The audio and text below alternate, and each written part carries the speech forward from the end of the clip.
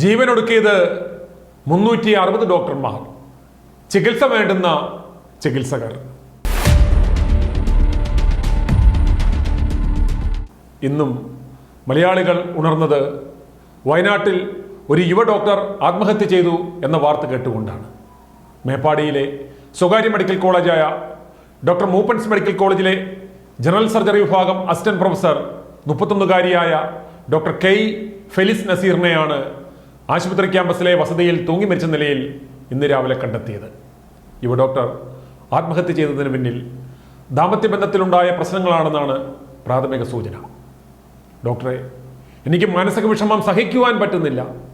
വിഷമടിക്കണോ കെട്ടിത്തൂങ്ങണോ എന്നറിയുവാൻ വയ്യാത്ത അവസ്ഥയിലാണ് ഞാൻ.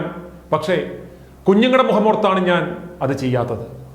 ഞാൻ എന്ത് ചെയ്യണം ഡോക്ടർ എന്ന് സാധുക്കളായ ജനങ്ങൾ വന്ന് കണ്ണീരോടെ തങ്ങളുടെ അവസ്ഥ ഡോക്ടർമാരോട് പറയുമ്പോൾ പല ഡോക്ടർമാരും ഇന്ന് അനസ്തേഷ്യ ഡ്രഗ് ഇഞ്ചക്ട് ചെയ്തു വേണോ, സ്കേപ്പൽ വെച്ച് ആർട്ടറി കട്ട് ചെയ്തു വേണോ മരിക്കാൻ എന്ന അവസ്ഥയിലാണ് കാര്യങ്ങൾ പോകുന്നത്.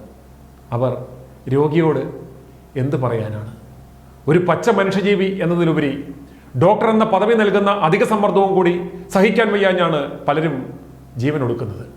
പലരും താല്പര്യമില്ലാതെ തങ്ങളുടെ മാതാപിതാക്കളുടെ അന്തസ്സ് ഉയർത്താൻ വേണ്ടി, ബന്ധുക്കൾ കണ്ണു തള്ളാൻ വേണ്ടി, വിവാഹ കമ്പോളത്തിൽ നല്ല വില കിട്ടാൻ വേണ്ടിയാണ് ഡോക്ടർമാരായത്.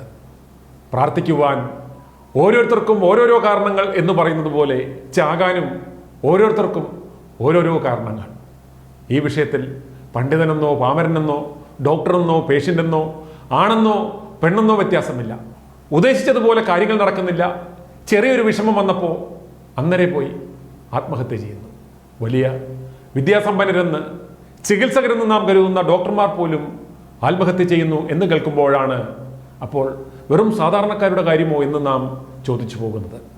തിരുവനന്തപുരം മെഡിക്കൽ കോളേജിലെ PG വിദ്യാർത്ഥിനിയായിരുന്ന ഡോക്ടർ ഷഹാന സ്ത്രീധന വിഷയത്തിൽ വിവാഹം മുടങ്ങിയതിനെ തുടർന്ന് താമസ സ്ഥലത്ത് ഷഹാനയെ അനസ്തേഷ്യ ഡ്രഗ് കുത്തിവെച്ച് ആത്മഹത്യ ചെയ്ത നിലയിൽ കണ്ടെത്തി. ഷഹാനയുടെ വീട്ടിൽ വിവാഹാലോചനയുമായി എത്തിയ കാമുകനായ ഡോക്ടറുടെ കുടുംബം സ്ത്രീധനമായി 150 പവനും 15 ഏക്കറും BMW കാറും ചോദിച്ചെന്നാണ് ആരോപണം.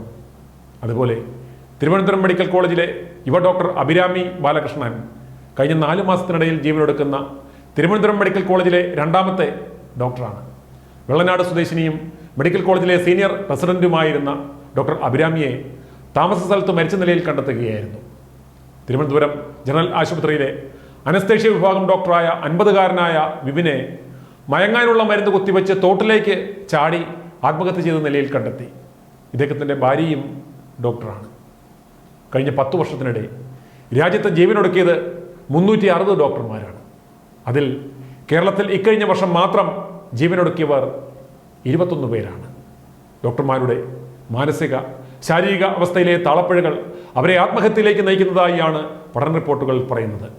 2010-നും 2019-നും ഇടയിൽ മാത്രം 360 ഡോക്ടർമാരാണ് ഇന്ത്യയിൽ ജീവനൊടുക്കിയത്. ഇതിൽ 125 മെഡിക്കൽ വിദ്യാർത്ഥികളും 105 ഹൗസ് സർജന്മാരും 128 ഡോക്ടർമാരും ഉൾപ്പെടും. 70% പേരും 30-40 വയസ്സിന് മുന്നേ ജീവിതം അവസാനിപ്പിച്ചു. കഴിഞ്ഞ വർഷം കേരളത്തിൽ ഡോക്ടർമാരും മെഡിക്കൽ വിദ്യാർത്ഥികളുമായി 20 പേരാണ് ആത്മഹത്യ ചെയ്തതെന്ന് IMA തന്നെ വ്യക്തമാക്കുന്നു. ഇന്ത്യയിലെ 529 മെഡിക്കൽ കോളേജുകളിൽ നിന്നായി 80,000 മെഡിക്കൽ വിദ്യാർത്ഥികളാണ് ഓരോ വർഷവും പഠിച്ചിറങ്ങുന്നത്. ആത്മഹത്യ ചെയ്യുന്നവരിൽ പകുതിയിലേറെയും വനിതകളാണെന്നാണ് ഇന്ത്യൻ ജേണൽ ഓഫ് സൈക്കാട്രിയിൽ വന്ന പഠന റിപ്പോർട്ട് വ്യക്തമാക്കുന്നത്. അനസ്തേഷ്യോളജി 22.4%, ഒബ്സ്റ്ററ്റിക്സ് ആൻഡ് ഗൈനക്കോളജി 16% എന്നീ വിഭാഗങ്ങളിലുള്ളവരാണ് ജീവനൊടുക്കിയവരിൽ കൂടുതൽ. ജോലിഭാരത്തിനൊപ്പം വൈവാഹിക പ്രശ്നങ്ങളും ആത്മഹത്യയിലേക്ക് നയിക്കുന്നുണ്ട് എന്ന് പഠന റിപ്പോർട്ടുകൾ സൂചിപ്പിക്കുന്നു. 45.02% മെഡിക്കൽ വിദ്യാർത്ഥികളും 23.1% ഹൗസ് സർജന്മാരും 26.7% ഡോക്ടർമാരും കുടുംബ പ്രശ്നം മൂലം ജീവനൊടുക്കിയവരാണ്. ആത്മഹത്യയിൽ 3:1 എന്ന രീതിയിലാണ് സ്ത്രീ പുരുഷ അനുമാനം. ആത്മഹത്യയുടെ കാര്യത്തിൽ ഹൈറിസ്ക് വിഭാഗത്തിൽ ഉൾപ്പെടുന്നതാണ് അനസ്തീഷ്യോളജിയും ഒബ്സ്റ്ററ്റിക്സ് ആൻഡ് ഗൈനക്കോളജിയുമെല്ലാം. അതുകൊണ്ടാവാം ആ മേഖലയിൽ കൂടുതൽ ആത്മഹത്യകളെന്ന് പഠനം വ്യക്തമാക്കുന്നു. ജോലിഭാരം, സ്ട്രെസ്, അമിത ഉത്കണ്ഠ, സീനിയർ ഡോക്ടർമാരുടെ അപമാനം, കുടുംബ പ്രശ്നങ്ങൾ, സമൂഹത്തിലെ അംഗീകാരം നഷ്ടമാകൽ, സാമ്പത്തിക അരക്ഷിതാവസ്ഥ തുടങ്ങിയ കാരണങ്ങൾ ആത്മഹത്യയിലേക്ക് നയിക്കുന്നുമുണ്ട്. ഇത്തരം പ്രശ്നം കാരണമുണ്ടാകുന്ന ബേൺ ഔട്ട് സിൻഡ്രോം, ആത്മവിശ്വാസക്കുറവിലേക്കും നിസ്സഹായതയിലേക്കും നയിക്കും. ഇത്തരം മാനസികാവസ്ഥ മറികടക്കുവാൻ കഴിയാത്തതാണ് പലപ്പോഴും ആത്മഹത്യക്ക് കാരണമാകുന്നത്. വനിതകളായ ഡോക്ടർമാർക്ക് ഒരേ സമയം പല റോളുകളും ചെയ്യേണ്ടി വരുന്നത് അവർക്ക് കൂടുതൽ സമ്മർദ്ദങ്ങൾക്ക് ഇടയാക്കുന്നുണ്ട്. അത് താങ്ങാനാവാതെ വരുമ്പോൾ അവർ ആത്മഹത്യയുടെ വഴി തേടുന്നുവെന്നും പഠന റിപ്പോർട്ട് പറയുന്നു.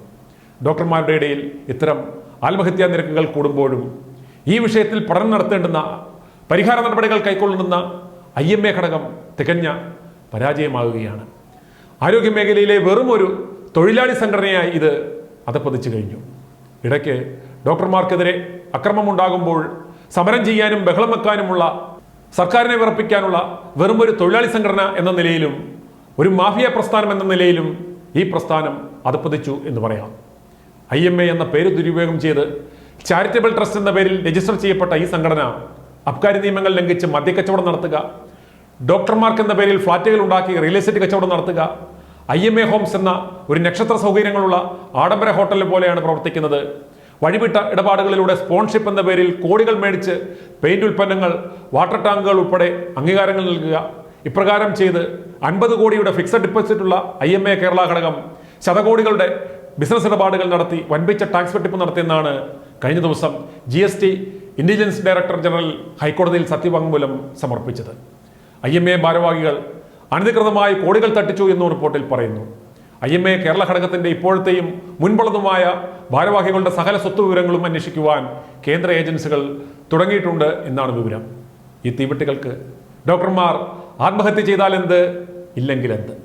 മാസങ്ങൾക്ക് മുമ്പേ ITV ന്യൂസിൽ ഡോക്ടർ സുരേഷ് പ്രഭാകർ ഡോക്ടർമാരുടെ ഇടയിൽ ഉയർന്നു വരുന്ന ആത്മഹത്യയുടെ കാരണവും അതിനുള്ള പരിഹാര മാർഗങ്ങളും നിർദ്ദേശിച്ചിരുന്നു. പക്ഷേ IMAയോ ബന്ധപ്പെട്ട ഏജൻസികളോ ഇതൊന്നും മുഖവിലക്കെടുത്തില്ല.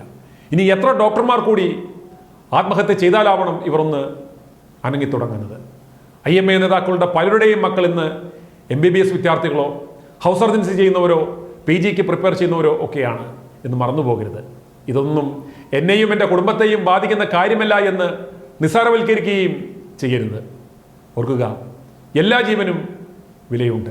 എങ്കിലും ചികിത്സകരുടെ ജീവനും അല്പം കൂടി വില കൽപ്പിക്കുക. ആവശ്യമെങ്കിൽ ചികിത്സകർക്കും ചികിത്സ നൽകാൻ മടിക്കേണ്ട എന്നർത്ഥം. i2i News, an eye for truth. i2i News subscribe ചെയ്തിട്ടില്ലാത്തവർ ഇപ്പോൾ തന്നെ സബ്സ്ക്രൈബ് ചെയ്യുക. നോട്ടിഫിക്കേഷൻ ലഭിക്കുവാൻ ബെൽ ബട്ടണും അമർത്തുക.